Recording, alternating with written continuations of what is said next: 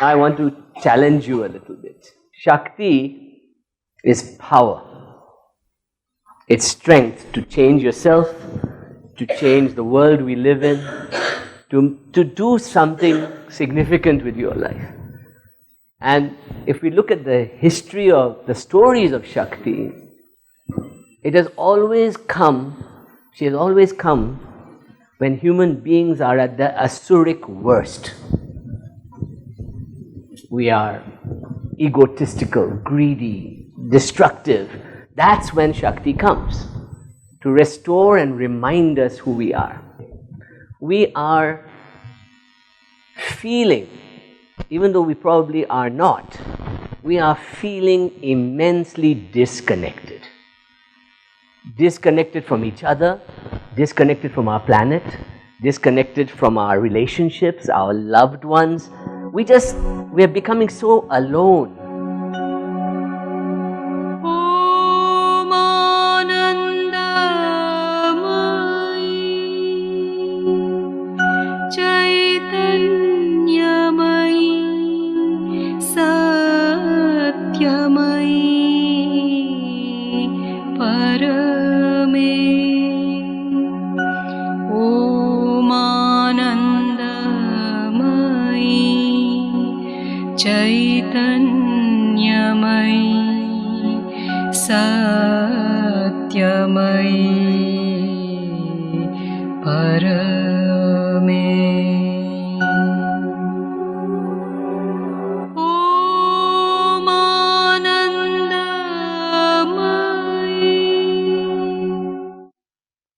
I'm not starting from a very happy place, because Shakti is not needed when things are happy.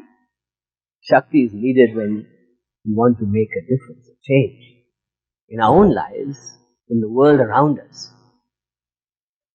Yes, Shakti is grace and beauty, but Shakti is also capable of correcting things, realigning us. That's the power of Shakti. So let's not mess around with this idea that Shakti is all love and grace and mother. Shakti is that part of us that can transform, that can break the boundaries of who we are. And when you look around us today, especially for young people, and I'm so glad there are so many people, younger people here today, because the idea of purpose, meaning in today's world, what's it all about? And there's a wonderful Asura who brings impotence to the world. In fact, Lalita Tripura Sundari came into the world to destroy impotence. And that means impotence not of man and woman, but impotence of this no desire to do anything. No desire to get up and change myself, change my world. No desire. This is what Lalita Tripura Sundari really means. She wants to raise you with your erotic nature to change the world. That's pretty powerful stuff, right? So, when we look at powerlessness, helpless, I look around you and I have many young students, and they all tell me that I'm going away, I'm taking a year off, I'm going to go discover, serve people, go to the jungles of Peru, discover myself, climb the Himalayas. I'm going to do something because I don't know what life's about, what I'm going to go, what I'm going to do. I don't like the job I'm in, I don't like the career I'm in, I don't like our family fighting, I don't like anything. What's it all about? So if any time Shakti was ever needed, by God, we need her now. Agreed? Yes. So, let's talk about Shakti. The Shakti is a very interesting combination of what we call dualism and non-dualism in one idea. And Dr. Karan Singh said that this is from the Tantra tradition. And we have to understand what that means. Most of the religions of the world which are dual, like Christianity or Islam or Judaism, including many of the traits of Hinduism, see the world, you and the source are separate. Mind and matter, energy and consciousness are separate, right? Tantra says no. Vedanta also says no, but Vedanta says all of this is an illusion and our only purpose is to liberate ourselves to that beautiful idea that we are Brahman, that Tattvam Asi, I am that. But Tantra says no. Tantra says that every particle has that essence in it. Yes? Everything has that essence in it. So, everything has the potential to realize itself as that, to self-realize. This is a very powerful concept.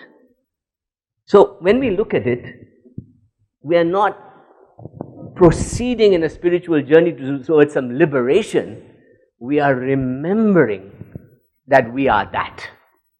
Now, that's a big difference, right? Huge difference. Remembering versus progressing towards liberation. Good God, big difference. And when I stare out at the vast universe, I sense a source, I sense a mind behind everything. The Tantrics call that mind Sada Shiva, this ultimate mind. Para Brahman, in Vedanta it's Para Brahman, but this ultimate mind that's formless, omniscient, omnipotent, but just is. It doesn't do anything. It doesn't participate in the world. It just sits in consciousness. This is what Shiva is all about. And when we think about it, if you look around you, everybody in this room, I see living Jeev Atmas here, connected to that source, but not knowing it. They're forgotten. They're forgotten that they, at their little vibrating level right now, and that source are actually the same. They're forgotten. So we have to wake that up. And in Tantra, particularly in the Trika school in Kashmir Shaivism, they call this principle at the source of everything, that the first emanation, Spanda, this vibrating universe. The whole universe is vibrating. There's a pulse. So what happens that I forgot that I am that pulse. So I have to learn to vibrate at a frequency that resonates with that pulse. And in Trika and Tantra, they say there are 36 levels between that and earth. That means lower me, right? Earth and me. So that means, how far up am I to resonating with that right now?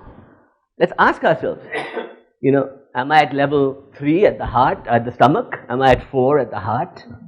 Am I at the throat? Am I at my senses in control? Am I on my thoughts in control?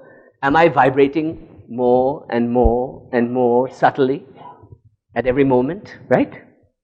So Tantra says that the only way to achieve that is by Shakti. There is no other way to do it. Because Shiva can't participate. Shiva is, like Guruji Amritananda said, it's passive. It's the male principle. I mean, honestly speaking, what have men ever created? But a woman is a living microcosm of the creative impulse of the universe. That means, but she needs the man. She needs that male and that vibration to create a union. And Tantra calls this dance the dance of Shiva and Shakti. So, on the one side, you have this male principle of a universe of consciousness just dancing, dancing, dancing. Doesn't care. If it wakes up, it might destroy a few worlds, it might destroy a universe, it might feel sorry for somebody and give them a few blessings, but it is just sitting and meditating or dancing. It's being one of the two. That's all Shiva is doing. And the best example of that is Nataraja. I went to Chidambaram recently and I saw the temple there. It is spectacular. When you see that worship they do there, oh my God, you see that old time. And they've been doing it there for 1400 years, that vibration of Nataraja. It's something else. But the other side of that is equal power, as you said, is Adi Shakti, Aditi, Parashakti, the primal, universal energy. So Shiva is consciousness and Shakti is energy. That means no universe can exist without energy forming matter and particles and coming into being, right? Nothing. Nothing can happen. So, when the two, in fact, Hinduism is the only, religion in the world that has a kind of androgynous, transgender version of this idea, called Ardhanarishwara, which is half Shiva, half Shakti. And you see these statues in South India when you go. It is a philosophy that allows that. The other side is that Tantra says that this entire universe is a dance between Shiva and Shakti. And in fact, all the ancient knowledge which came down to us, pre-Vedic and Vedic parallel, are called the Agams, which are the dialogues between Shiva and Shakti, especially the Yamalas, right? And we see here this dialogue going on. What does this mean? It means that consciousness, this vast universe that's dancing with us, is having a conversation with body, with energy, with my Shakti, right? Every cell, every quantum particle, everything is trying to have that conversation. The idea that we're vibrating is called the dance of Shiva and Shakti, right? This is the fundamental thesis of Tantra, which is that just above my head, there are 2 feet of one male, one female. Ardhanarishwara's feet. They are Shiva and Shakti standing above my head. But because I am a little dwarf, remember the Nataraja? You see that little dwarf there? That dwarf has a lovely name. It's called Anu. Anu means little particle that doesn't know it is Shiva and Shakti. Right? That's the human condition. Is that we have no idea that we are that cosmic dance going on all the time. Right? So Tantra has got a bad name for various reasons, but this is where the fundamentals of Tantra start. And I'll come to the history of Tantra in a little bit, but the Yamalas were the dialogue between Shiva and Shakti. And the Yamalas, these are the root from where Shaktiism comes. This is the Yamalas. They are wonderful dialogues between Shiva and Shakti, Bhairav and Bhairavi, having this conversation that Bhairavi is saying, sitting in the bottom of the spine, in the yoni, that what are you? What is that thing you are? What is there in the universe? What are you all about? What is the truth? Why do I do all these rituals? Why do I do all this worship? When all I want is to go to find out what you are, this vibrating universe. And it's an amazing problem because this disconnects us from the world. This feeling that I am Anu, right? I'm not worthy of awakening. Think of all the things we tell ourselves, or our families tell us, or society tells us, or church tells us. You're not worthy, you're a sinner, Tantra says, forget it. No good, no evil, no bad, nothing pure, nothing impure. That's in the Vigyan Bhairav Tantra. Nothing pure, nothing impure, right? Shakti, wake up. And how you wake up, who cares? You can do it through food and love and music and dance, or through dhyana and abstinence and meditation. Why not? All ways are allowed. But wake up, right? This is the whole principle. So, this is a very important part of Tantra, especially Shaktiism, which is that we have 3 bodies. In the Upanishads, they talk about the 5 koshas, and they talk about different things. But in Tantra, we talk about 3 bodies. Para, Sukshma, and Stula. Okay? Para is the source. That first vibrating principle that emanates and starts dancing Shiva and Shakti.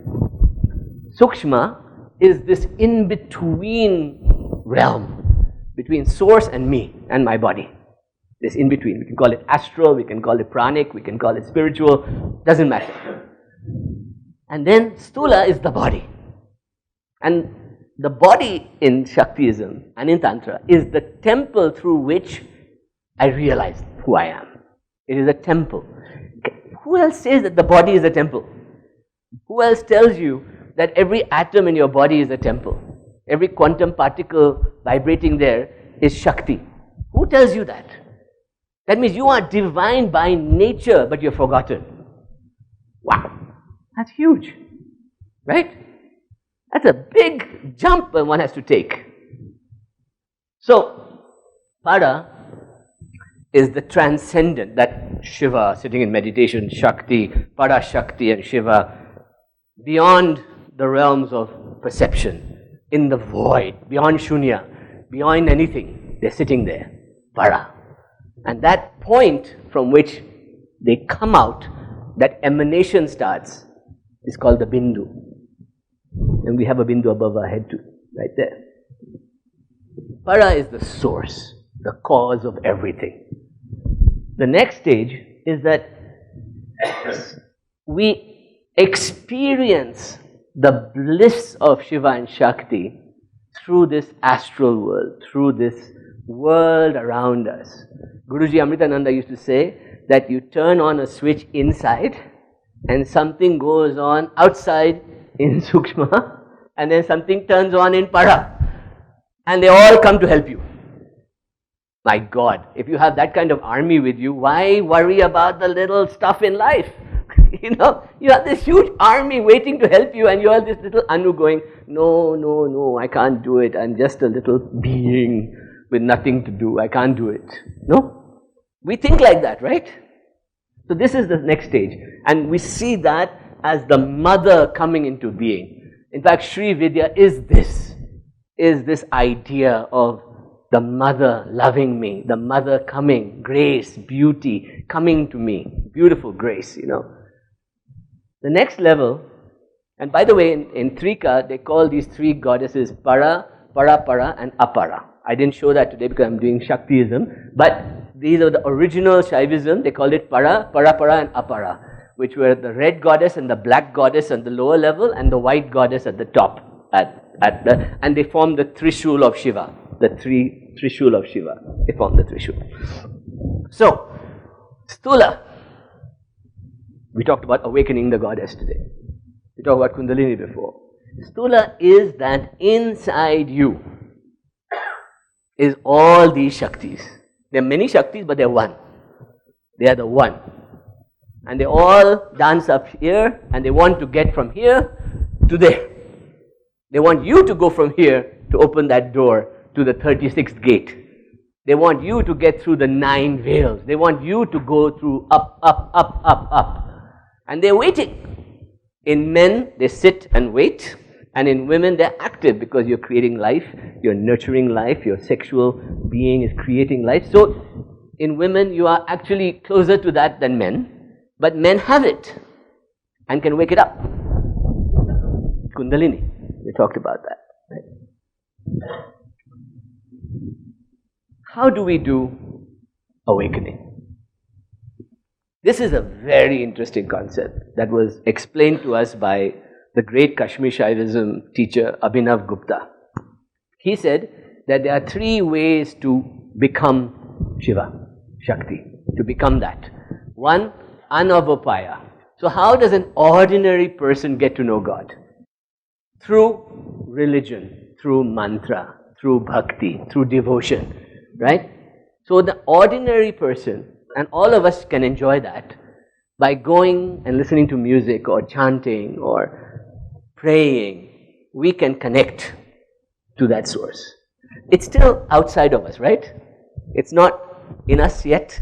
It's outside there. I go to the temple, I go to the Gurudwara, I go to the church, and I look at the idol and the icon, and through that I worship, right? This is the world of ritual, of mantra, of all those things to help you along the way, right? So this is very early stage of spiritual seeking. The next stage of spiritual seeking is called Shaktopaya. And Shaktopaya means I sit and something happens inside me by my concentration, by my stillness. I feel a tingling. I sense my heart. In fact, there are terms for this. Pashanti, Madhyama, Vaikari, Para. States of vibration start to occur, and I sense this vibration. The first stage is sound. I start to sense sound from Vak, sound communicating. The second stage, I sense feeling in my heart. You know, when you experience beautiful sunset or music, your heart goes, oof. Can you imagine doing that on demand? I'm doing it right now. I want you to do it. The third stage is illumination. You start seeing and focusing on those inner lights and inner goddesses and things. And then the fourth stage is complete dissolution. Para. You go into the source. So you're vibrating, learning to vibrate. These are the three ways. And the last stage, which is that dissolution, is called Sambhavopaya. Sambhavopaya is to do what Sri Aurobindo did, which is I look at you and I see Krishna. I look at this, I see Krishna. Everything I do, I see the divine. This knowledge that I see Shiva Shakti in everything, at every step and every breath, this is dissolution into that state. That means I am now one with that state. I think we can all taste it in this life, but to live it, my God, very hard. Can you imagine? You leave here and instead of thinking about tomorrow or the past or what you heard, you're only thinking about your breath. And then you're aware of how you feel. And then you take a step and you are Shiva. Another step, you are Shakti. I mean, can you imagine like that? When you greet somebody, you see Shiva in them. You know, in fact, the greeting that you use, Shri Matri Namaha, meaning divine grace of the mother, know me everything. Namaha means there is no me. I don't exist.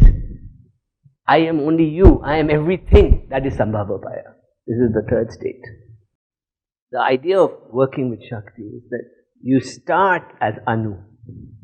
I am sad, I am depressed, I get up in the morning, I don't want to do things, and you end as Shakti. Right? Can I do this every day of my life? Right? Can I wake up all the time at some point? Can every word that comes out of my mouth, every thought that comes out of my head be balanced like that? Do I see everything as extremes or can I see it in the middle? Do I see all polarities and all dualities as they are? That nothing is male or female, good or bad, everything is what it is. Right? Can I do that? I think that people in earlier ages had a terrible time. You know, disease and suffering and fear. And in fact, part of the reason why Shakti exists and God's existence is to overcome those fears, you know.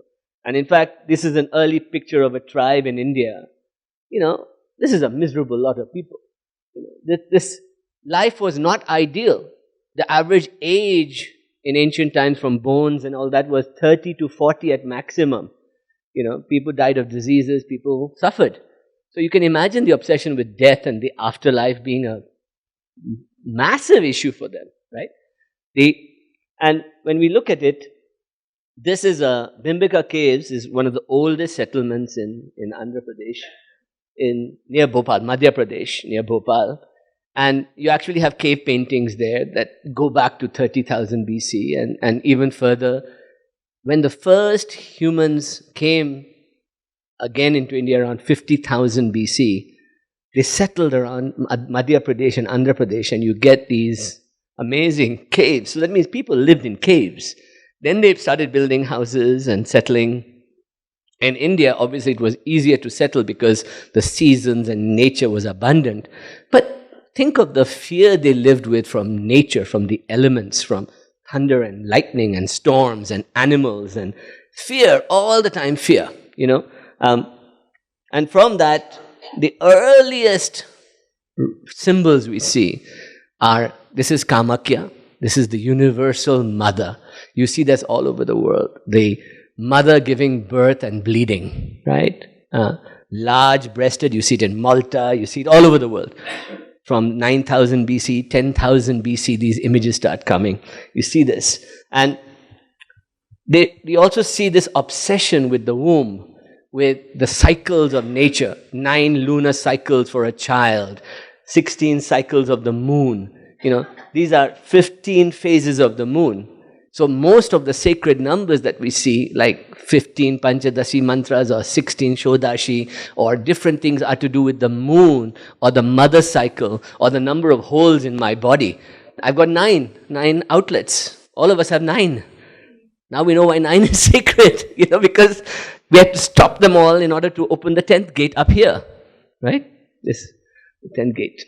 So the obsession in early cycles was what I can call pattern recognition. That means we human beings are 2 things we do. We recognize patterns and we tell stories. Everybody agree? We tell stories. We tell stories to convince ourselves of who we are. We tell stories to survive. We're storytellers. And if you look at the map of India, this is a map of the Shakti Pitams in India, Shakti Pitas.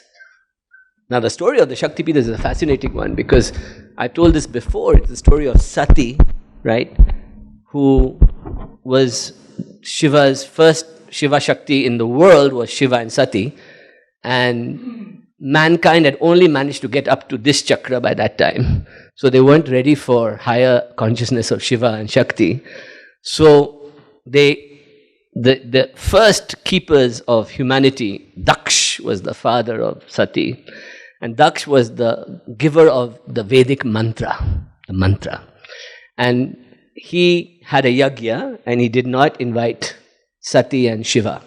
He did not invite them. But Sati wanted to go, so she argued with Shiva, and Shiva said, "You go, I'm not going." So she went. And Daksh insulted Shiva there. So at that moment, she emulated herself. That means 3rd chakra, burn. The Chamundaya, right? She consumed herself in a fire because humanity had not even gotten to the heart yet, right? And Shiva, in his anger, said, "Destroy the mantras. Destroy everything." His first words were, "Destroy the mantra." That means go destroy all those Vedic rituals and mantra. And Veer Vajrasan came and slaughtered everybody, cut off the head of Daksh and gave him a goat's head. These are nice symbols. These are symbols. But she dies, she emulates, and she returns to her primal self. She goes back to Adi Shakti, right? And at that moment, Shiva comes and picks her up, and he's destroying everything, and he's wailing. And Vishnu cuts her into 51 pieces. And one piece falls all over India like this, right? So you can go to Kamakya and you'll see the yoni. You can go to Kanyakumari, you'll see the feet. They're there. Now, this didn't happen overnight. This happened over hundreds and thousands of years. But the story weaves India into a sacred geography, right?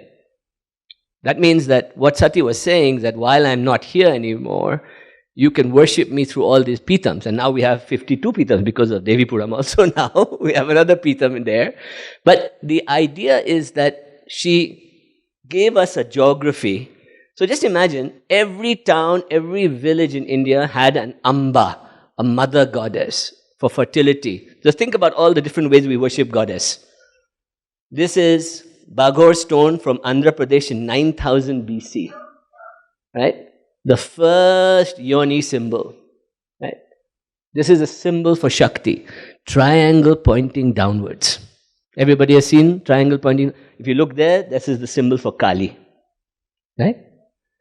And you get the fertility goddess, very important in India. So we have been obsessed with fertility, the yoni, the sexuality from very early, right? Then you get the great boon of the mother, the nurturing mother. Large-breasted, large belly, large bottom, feeding everybody, loving everybody, right? The heart goddess. Can you imagine, this is an early form of what Lakshmi becomes later, or Kamala becomes later, because you are dealing with the nurturing mother, the umbilical cord, the milk coming from the mother.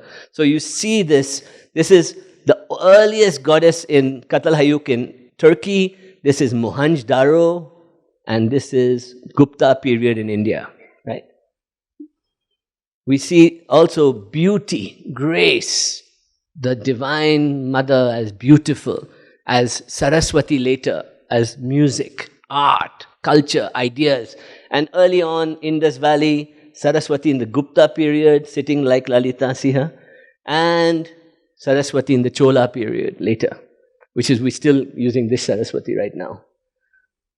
And then we have the ferocious one, Kali, Durga, that inner dark goddess that we see all over India. You go from Nepal to anywhere, you will see the black goddess, you will see the blue goddess, you will see Tarapit, you will see all of that.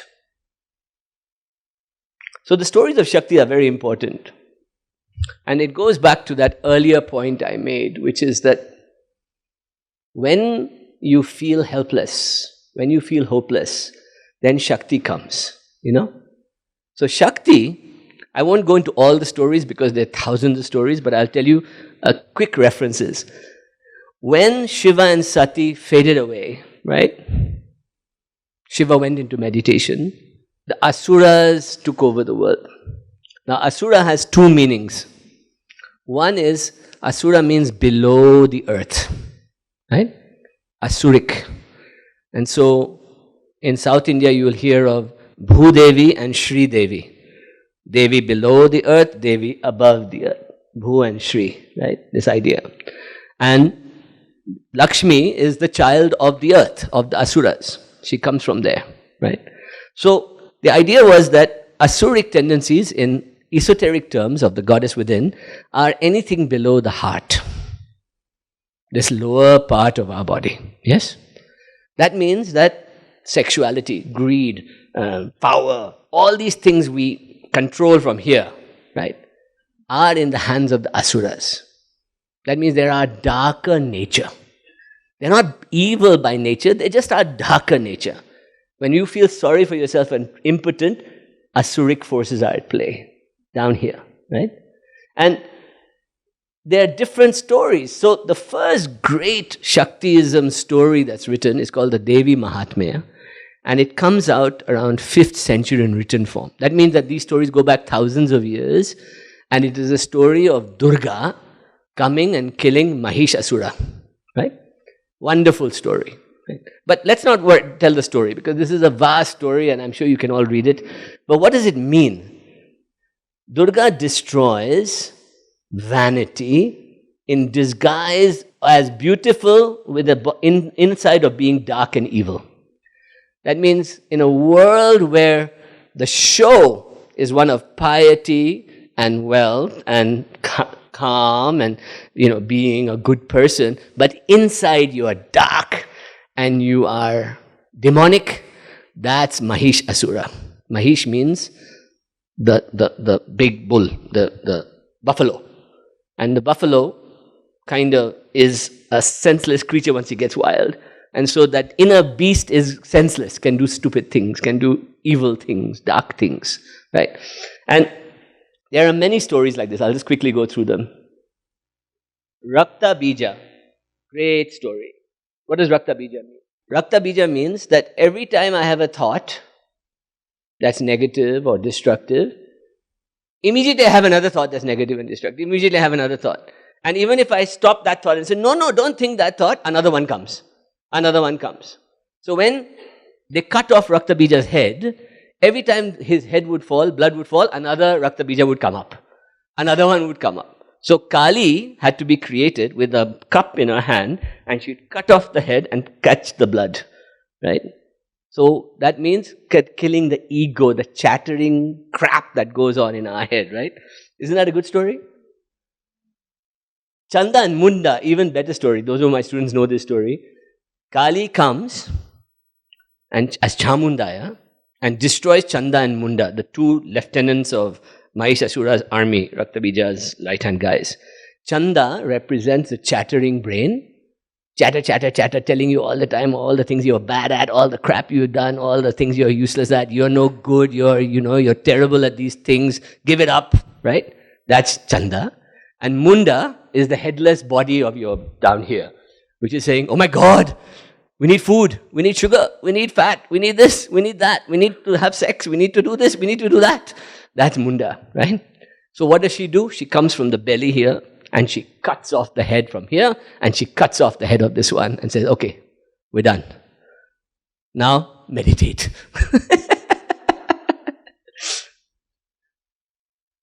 Then Kartik, who is the son of Shiva and Shakti, destroys Tarakasura.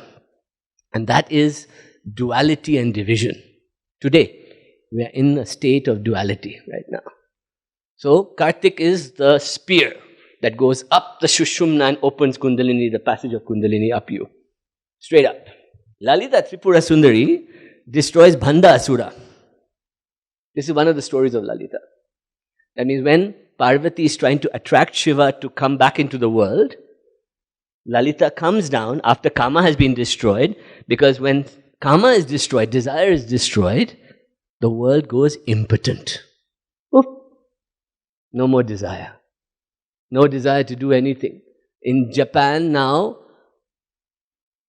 they're estimating that 50-60% of people are not marrying anymore. They're sitting in lonely apartments, playing video games and going to work. Korea, Italy, same things happening. India, young people are not interacting with each other, are not dealing with the opposite sex. They're not working on cultivating art and ideas. We have a really impotent world at the moment. Think about it, right? And then there are many, many stories, the Saptamatrikas. So this is, Dr. Karan Singh was saying earlier that all the gods were married off to goddesses. Yes, because a god cannot exist without a Shakti. All the gods had to have Shaktis which go along the 7 chakras. But these gods also had Shaktis, and each of them. But I'm not going to talk about them today. I'm going to talk about 2 main traditions right now called Shri Kula and Kali Kula. Shri Vidya and Mahavidyas. It's not ironic that most of the Mahavidya practitioners are in Bengal, Assam, Nepal, those areas. Bali, places like that. You see a lot of the practice of Kali, Durga, right? In the north, in India, we had a huge Durga culture before. Very little left of it now, because it was destroyed by the Muslims when they arrived, right? But there was a huge Shiva and Durga culture. Huge, from Kashmir all the way down, right? But South India took to the Shiva Shakti idea through Lalita Tripura Sundari. So, what is Shri Kula? One part of the tradition says that when we worship Shakti as Shri, which is Mahalakshmi, Lalita Tripura Sundari, these forms, we bring grace and beauty into our lives. It is the gods, goddesses that we turn to for progeny, for wealth, for abundance, for happiness, for balance. We turn to them, right? And Shri Vidya is the beautiful, graceful tradition to bring beauty into the world. That means I cannot see nature destroyed. I cannot see animals destroyed. I cannot see anything. This is what Shri Kula is all about. The term Kula is an early Tantric term, and Kula means family, right? It's also sometimes called Kaula. Kaula or Kula. Kaula is also the name of the petals of a Padma in your chakra system. Kaula is also a family of teachings. So I belong to a family, usually around a guru or a teacher, or I belong to a family of lineage and teachings, right? Or I belong to a Kaula of my own inner body that I'm waking up. Yes? See the Kaulas? How they work.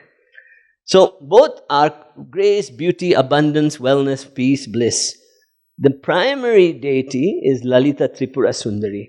And I won't go into detail with her, but she's got Saraswati and Lakshmi on either side. She's sitting on Sada Shiva. She is supported by the 4 gods of mankind, Ishvara, Rudra, Vishnu and Brahma. She's got Ganesh, her son, and Kartik, other son, sitting there. And there is the beautiful Sri Chakra, right?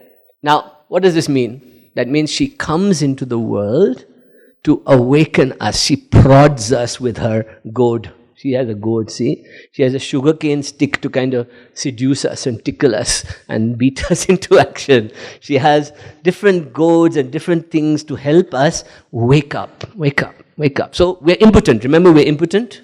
So Lalita comes and goes, wake up. She's called Tripura Sundari because she is the goddess of the three states of consciousness. Jagrat, Swapna, Shushupti. Yes? I'll explain a little bit quickly just now.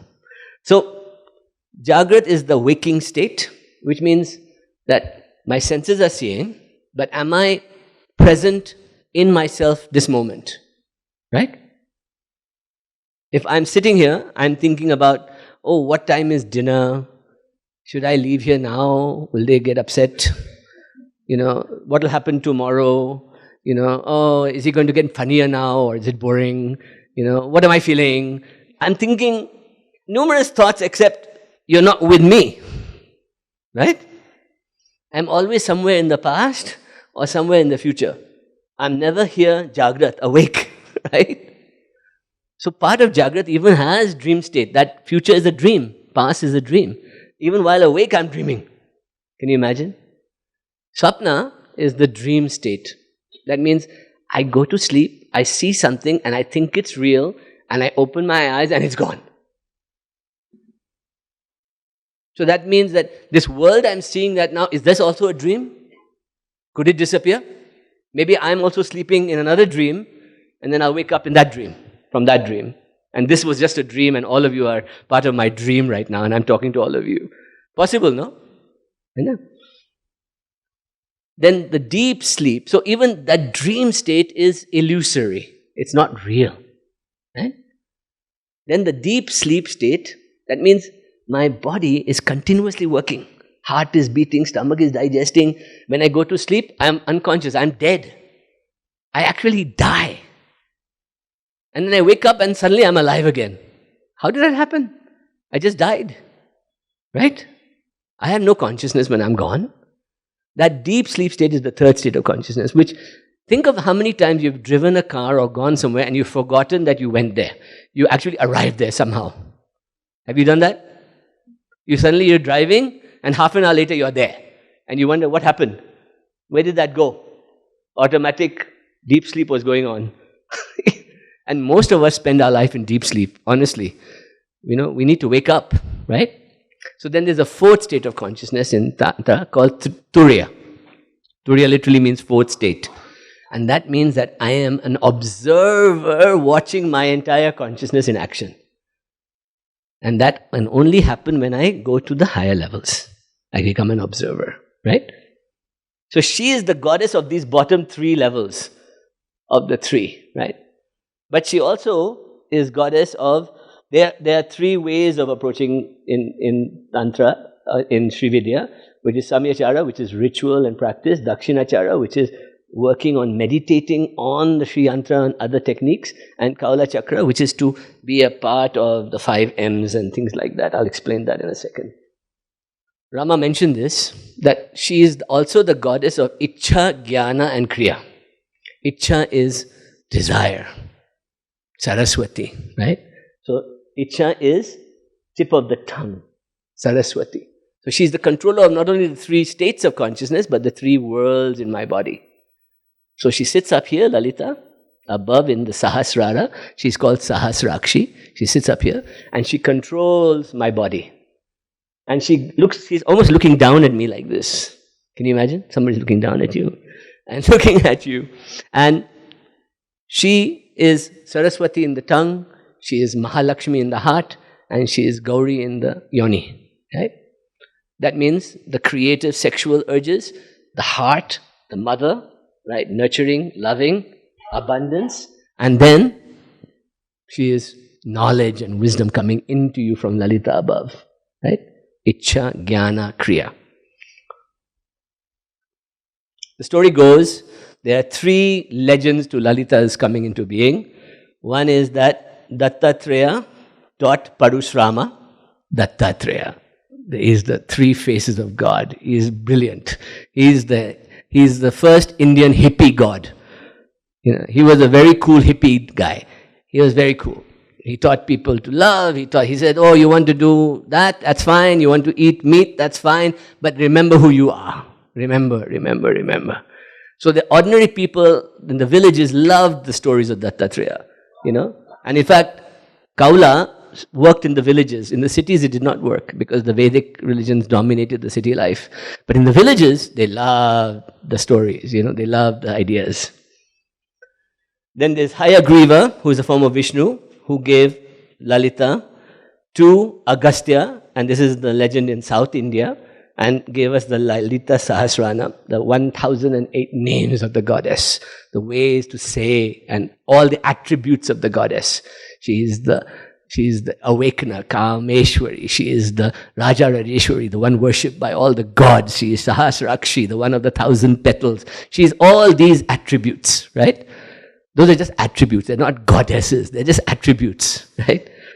And then the last one is Tripura Sundari, which was Adi Shankara wrote a book called the Saundarya Lahari. He was a Vedantic teacher, so he approached it from that point of view. So all these three kind of came together to give us Lalita, predominantly in South India.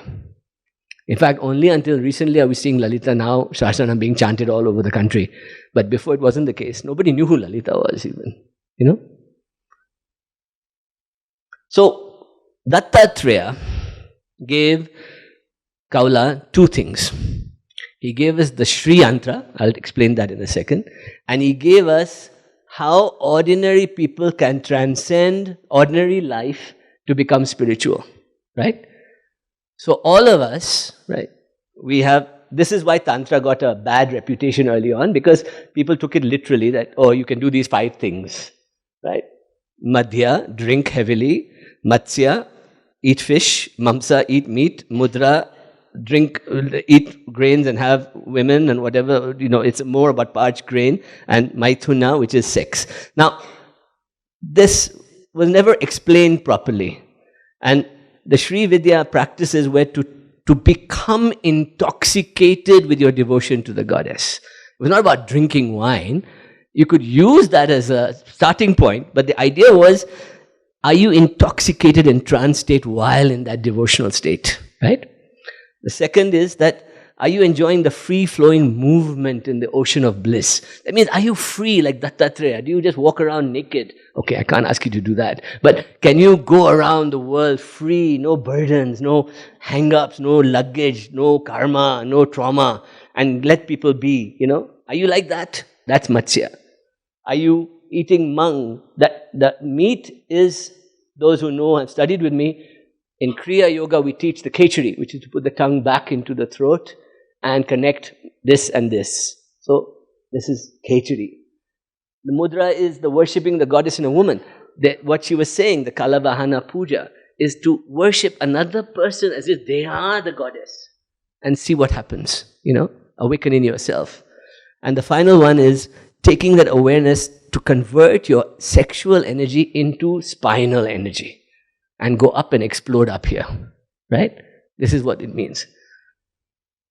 The first Sri Yantra seen in India was done by Adi Shankaracharya at the Singheri Pitam in Karnataka. And here you see on a linga, they drew the Sri Yantra. This is a very early painting of a Sri Yantra that says that the goddess, the source, Para, or Lalita Tripura Sundari, is at the middle there in the bindu, right above your head there, right? And the human being is along this square boundary, and then by going through 9 different levels, they are called avaranas. Avarana means veil. That means between you and the source goddess, there are veils you have to go through, part, and step in to the next level, step into the next level, step into the next level. And these avaranas are practices of the Sri Yantra Puja that you do. 9 steps you go through to get to the goddess. And we do that with a 3D yantra, or you can do that by looking at the bindu and imagine you're going from human body through different gates, and then you're climbing up step by step by step, and along there are goddesses and energies at every triangle until you get to the middle and you arrive at Lalita Tripura Sundari and you're dissolved into the source. So it's a tool for meditation. It's a yantra. It's a method of meditating. It's part of the tantric system. So you can do mantra, you can do yantra, you can do ritual pujas, you can do mudras, you can do all kinds of things to get to that source. And she lives in a town called Srinagar. So now we know that there are two places in India with Srinagar. One is in Kashmir and one is in Uttarakhand. And in Uttarakhand, these were originally places which may have had centers of learning which were destroyed and then can be brought back. So Tantra was taught throughout. And in fact, Tantra survived primarily because it moved into Buddhism. And it moved into Buddhism in Bhutan, in Tibet, through the teachings of somebody called Padmasambhava or Guru Rinpoche. And they took Indian Tantric ideas from Shaivism. See, Tantra is like yoga. It has nothing to do with a religion. It is a technique of connecting to the source. Techniques. Right? That's what Tantra means. So Tibetan Buddhism is a form of Tantra. So Dalai Lama, Rinpoche schools, it's called the Vajrayana school. And Vajrayana means the Kundalini opening through a lightning bolt up your spine. It's like, whoo, shoots up. So just imagine, this is your head. At the top of your head is Lalita Tripura Sundari, and all these goddesses, Varahi at your Agya Chakra, all these goddesses are living in there and waiting for you to start climbing through the avaranas to help you. And once you start invoking them, this happens for real, is that obstacles get removed. Your well-being becomes improved dramatically. You become healthier, you become clearer. You start being, the goddesses remove the way forward. So you can clear your path to the Lalita. In the Rahasya, Parashurama's book, Tripura Rahasya, he describes, and Guruji Amritananda took this up, that a 4-step process of awakening Kundalini and Lalita completely was to go from Ganpati at the base of your spine, then Shama at the heart, Varahi at the third eye, and Lalita at the top. So this is a beautiful technique taught at Devipuram that can be investigated further. What is the best way to describe Kali? So let's say you say, I want to realize God, right? Now, Sri Vidya, other traditions will say, okay, we'll gently take you, don't worry, all will be well, you'll have success, your family will be looked after, everything steady, you won't fall apart. You ask Kali to help you, and she says, okay. So you will lose your job, you will destroy your home, you will lose everything, and you'll have to wake up and say, oh my God, I have to wake up now. Kali is what you call accelerated Shakti. Alright? Correct, no? Kali removes the path to your success. She is So most people consider the Kali Kula as an internal issue. That in my body are these energies that can help me maintain my focus on meditation, remove obstacles, destroy opposition, remove everything I need to stop me from not going to where I'm going to. So Kali is kind of very fast. It works. And this is Kali. Look at her. You wouldn't want to meet her at a funeral pyre somewhere. And imagine Ramakrishna used to have a 4-foot Kali running around all the time in his mind. So, and other people saw this little thing running around. So what was this, Kali is... So, a lot of people believe that Kali is very ethnic, local goddess cultures around India. The black goddess, the blue goddess, that we see energy in nature. We see it in blood, we see it in ritual.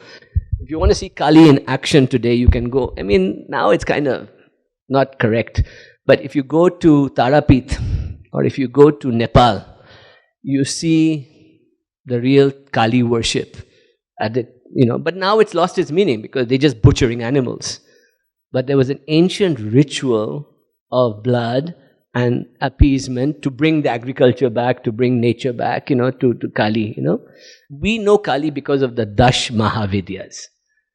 Everybody's heard of the Dash Mahavidyas? Yes? Okay. Esoterically, Dash Mahavidyas are in your body. The dark goddess that lives inside you. At the base of your yoni, she is Bhairavi. She is like this goddess waiting to wake up as Kundalini. At the top of your head, yes, we have Lalita Tripura Sundari here also. So she is both Kali and Sri Vidya, right? She's there at the top of your head. And then you have all these goddesses in your body, right? 10 of them in total, that are representative of different powers that you can pull to keep your meditation steady. They're like a very strict taskmaster teacher with a stick.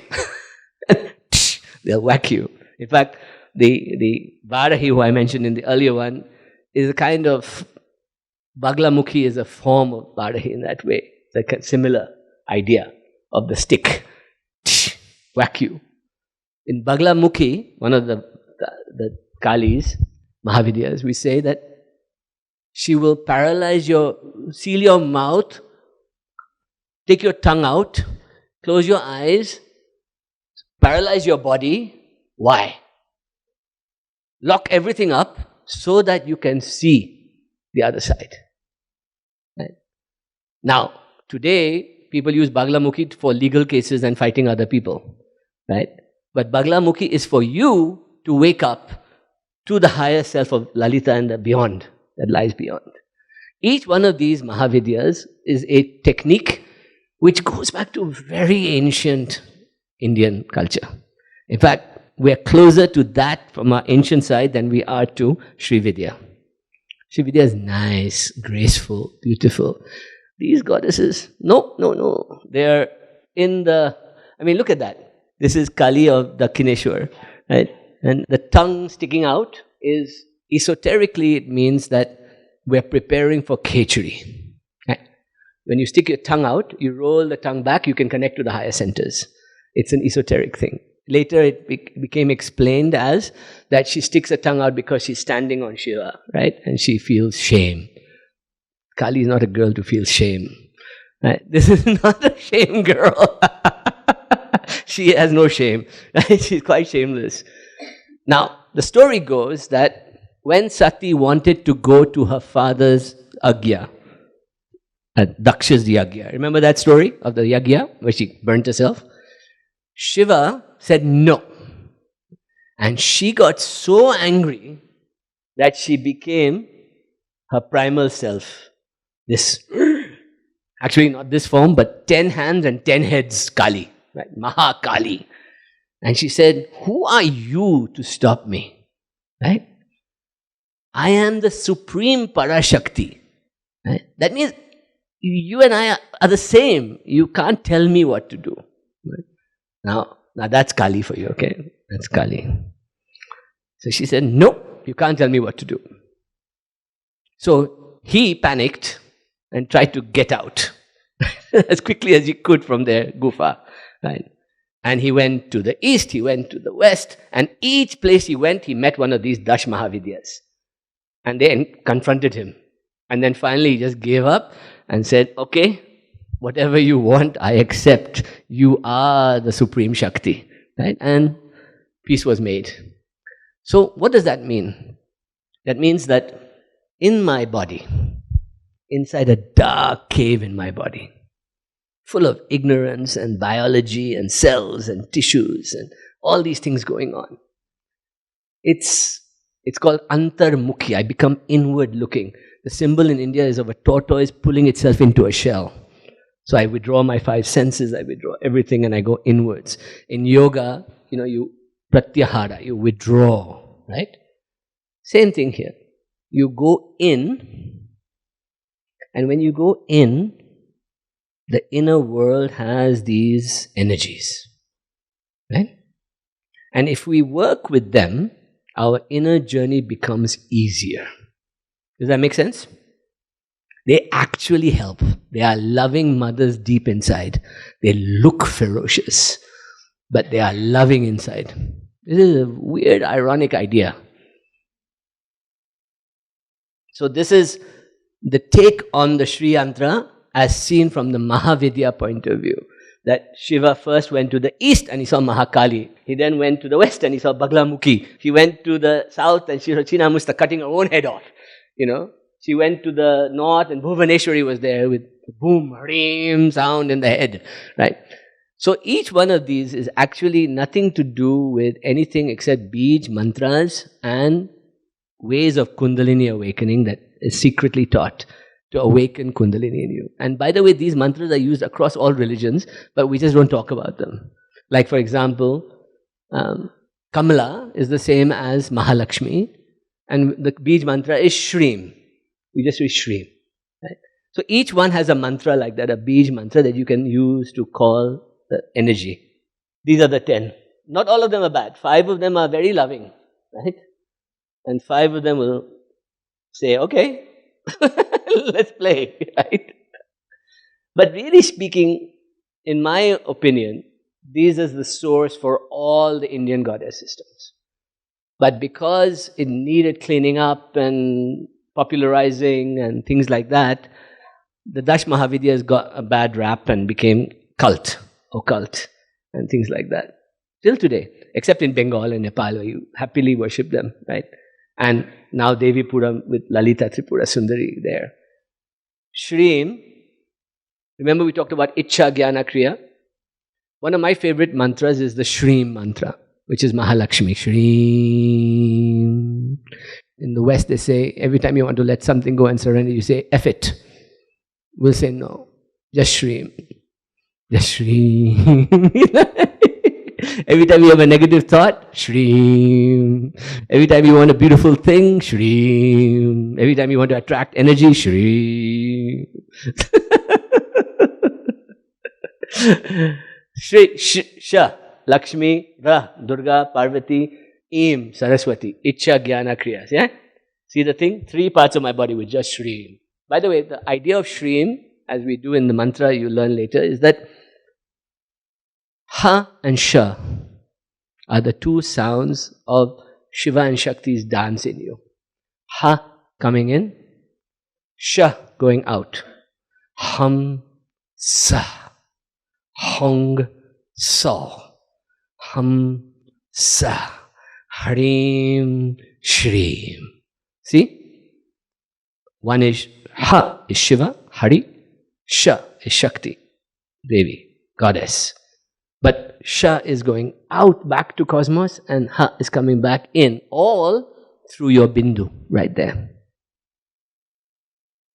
Very powerful. Mahalakshmi, Mahakali, Mahasaraswati. And this applies to Kundalini.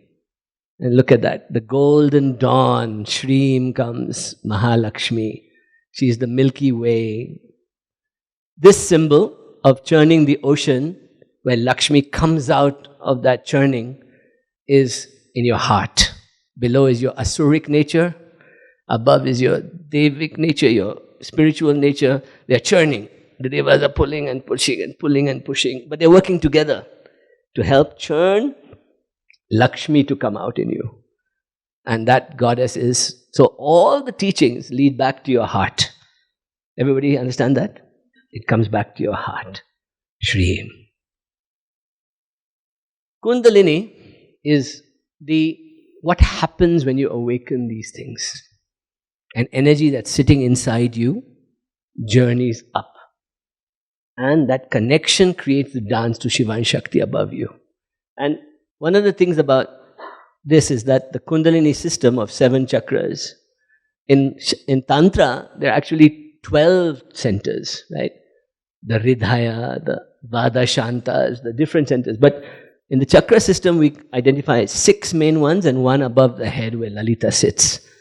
So if one can work with all the chakras in a steady way through mantra and breathing, one can activate this stuff. I teach this as well. And there are considered to be 2 kinds of Kundalini. Most people, when they experience Shaktipat or the energy of a teacher, they are experiencing Prana Kundalini. Prana Kundalini means that swirling of energies in Ida and Pingala and your nadis, they're moving around. It's like snakes moving inside you. You feel this light in your head, tingling in your heart. Anybody who has experienced any Kundalini type awakening, and I'll share some with you today, will experience this dramatic prana in the body, right?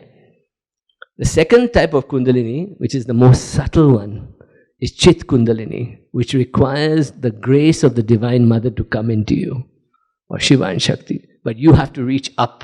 So you reach up with your prana, but you can't get beyond the third eye. And just above you, Lalita says, you have come.